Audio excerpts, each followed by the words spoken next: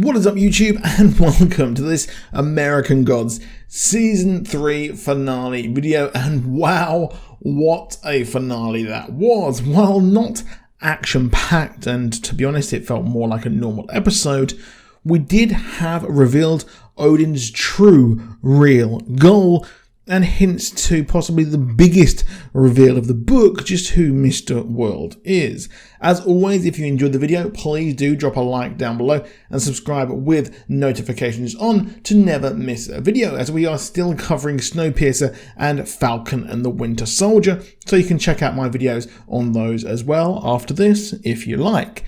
Now, we open with Bilquis talking to the midwife of Shadow Moon once more, as she is in the afterlife, as last week Bilquis did start a ritual which we know now was to commune with the spirits, and it's reaffirmed that Shadow is possibly a good person, but his other half has to be found, and that he is possibly a god, and he is two souls that become one, or that's what I got from it. As the Spice Girls did say, two becomes one. Yeah, I'm very sorry for that. I love how the show creates concepts such as the afterlife and makes them so fresh, such as this kitchen and different ideas. It's very creative, and the earlier limbo of the waiting room was really cool. It reminds me of the show Preacher, which is a stunning show, and if you haven't checked it out, it's sort of similar to American Gods in the way that it tackles these weighty religious themes. Now, we see a weird solar flare style vision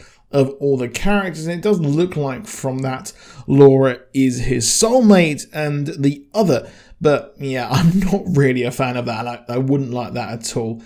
It feels like he's destined for more, as Risha are new to the show and were not in the book, but the book is still following the story beats.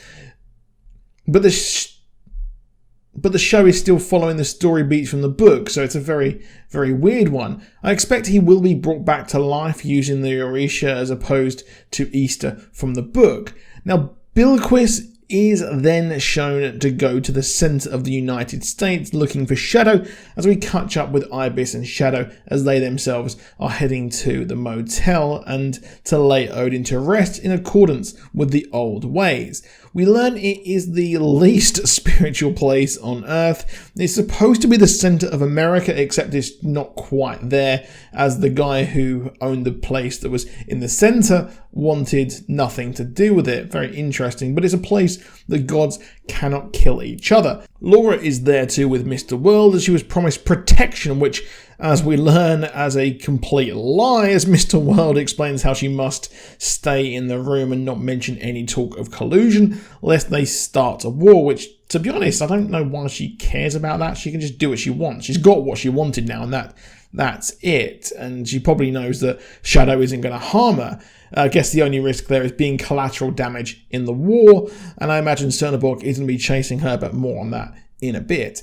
Of course, she doesn't stay there long, and I feel as a whole the finale felt very, very rushed, as Liam is gone, and I was very excited to see more of him, despite him being a very interesting character, and I'm a huge fan of the actor. But Shadow checks into this barren hotel, except Mr. World and his suits have taken over a whole wing of the hotel, and we have some sort of peace summit. Cernaborg is there too. I mean, who cannot love that guy? As Shadow wants to see his father's body, except it can't be done until midnight due to tradition. And Shadow does not give a fig, as he wants to go on a ritual mentioned by Cernaborg called Vaka, where he will follow in Odin's footsteps and be attached to the World Tree for 9 days and 9 nights. Of course, it's a torture and a test of endurance for a god, but a death sentence for a mortal, and we're still kind of unsure, is he a god or not? I mean, I do think he is, but at the moment he doesn't know.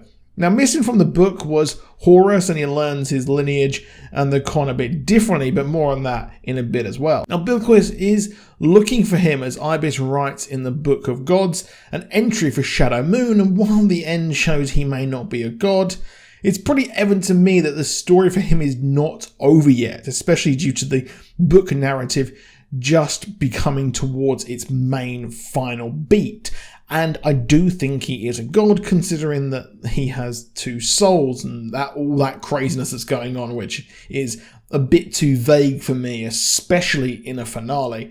Now, Shadow has a vision of Odin as he hears Cernabog raw dogging a hotel employee, which, go on lad, go on. And it becomes evident that these visions are that he has two different paths. Be the martyr and the pawn that Odin wants for him so he can be reborn, or help his people and learn his true identity, which is a huge departure or addition from the books, depending on how you see it.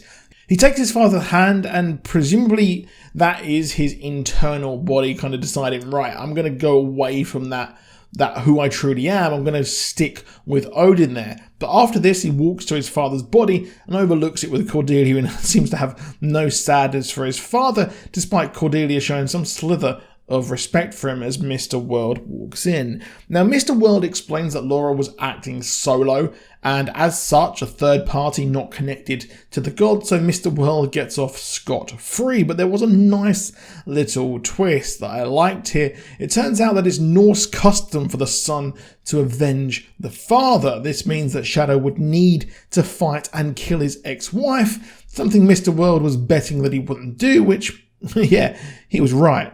I loved how Cernabog just saw red and tries to kill Mr. World, forgetting in the moment that they are where they are. And they head back to Laura's room as she exposes Mr. World in 4K. And his reply is just, yeah, why would she say that? It's obvious she would say that, which is funny, and it's nice to have Crispin Glover return, as he is really the only truly terrifying Mr. World so far.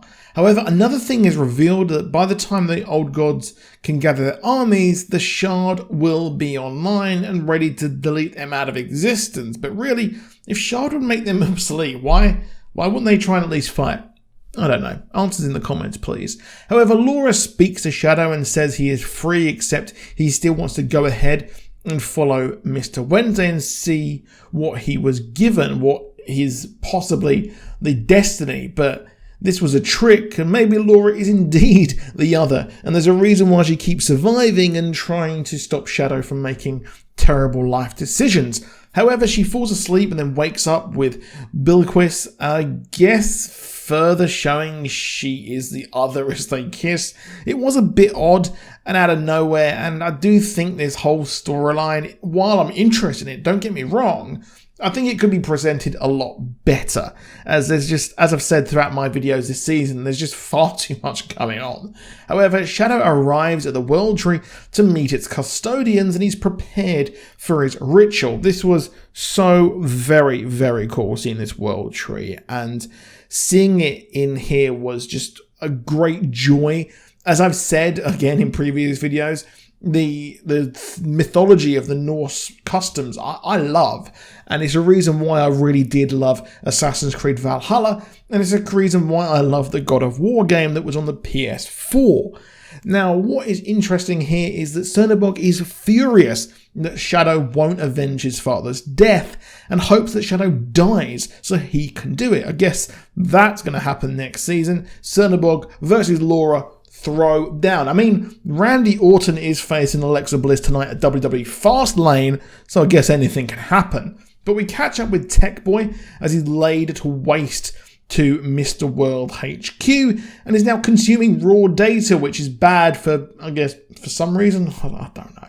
The Mr. World worker arrives and tries to trick Tech Boy, which was fruitless, as Tech Boy is now really, really good at tech. Yeah. I'm sorry, that part of the script was a bit weak. But he finds the artifact number 1, which when he touches it, he sees all of history and humans' technological advancements. Now, it turns out that in a fairly convoluted explanation, the Tech Boy's mind is wiped every time there is a major technological advancement, and he forgets how long he's actually been around. He's the embodiment of human innovation and the bridge between the old gods and the new, making him the key to Shard working, because I guess magic and god stuff as he's trapped. Now, Mr. World hints that he is something else, which book readers, yeah, you're going to know that, and that revelation is going to come like a bombshell, and I'm kind of shocked that it wasn't revealed here, as he says he is manipulation, and manipulation is his thing, as Tech Boy wants to know exactly who he is, and I'm going to talk about that in a separate section at the end of the video. Now, the changing nature of Tech Boy means that he would soon forget all of this, and maybe explains how media got to change, and maybe these new gods, the actual real new gods, do actually change as humanity changes. Just like the myths of the old gods do change as time goes by. Now, also trapped is Shadow as he sees people in the cotton field, and he's in there as well in the same scene a couple of episodes ago when we saw the Orisha talking to the slaves, hinting that there is far more to him, and explains why these gods are heavily interested in him and helping someone find out who he really is. However, on the plane, he has a vision. Yes, he's on a plane and he has a pasty, but there's maggots. That was pretty gross when I was eating my cornflakes. But he is revealed to be the victim of a long con. In the book, this is where he's also revealed to be Odin's son, but here they reveal the other half of the story, that this was a gigantic long con, and Odin used Shadow simply to get him to sacrifice himself as a martyr so he can restore his power. Of course, he would need that if he's going to fight the new gods at their own game. But book readers, you know there is far more to this. Shadow was tricked into thinking he was a god to follow Odin to this precise moment. Shadow in the book went to the afterlife and was judged by Egyptian gods, which I feel would be really, really cool if it was adapted here, but no doubt he will be revived to extract his revenge, and Laura is going to go on to do something very, very cool. Overall, I did love this season. I really, really enjoyed it. It was a lot more simple than previous seasons, and while incredibly slow and Lakeside was in hindsight a very pointless, if not fun to watch and see it all unfold story, it's really time for the lore to come out here. We need more. And each tease is just that. It was a tease that led to just Shadow dying. But let's go into some book spoilers for the final part of this video. So book readers and a few curious little people here. Good. So Mr. World is Loki. And if that wasn't clear by now, then yeah. And is the other half of Odin's plan, using the war as a sacrifice to Odin himself. And Loki also gets a bit of power there. Shadow's birth was indeed the start of the con, but the show is changing things up and making Shadow even more mysterious, so we will see Shadow return from the dead and fight his father.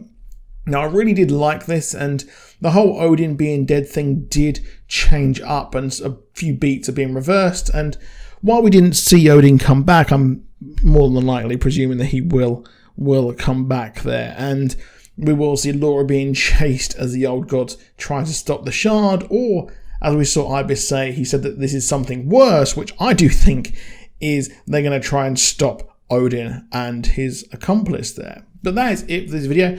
Please do drop a like and subscribe down below. It's been really, really fun bringing you these videos weekly. I'm not sure what my next series to cover is, and I'm going to try and upload daily, but it is an absolute arduous task uploading daily. But I will be covering Snowpiercer when it comes back. I believe it's next week.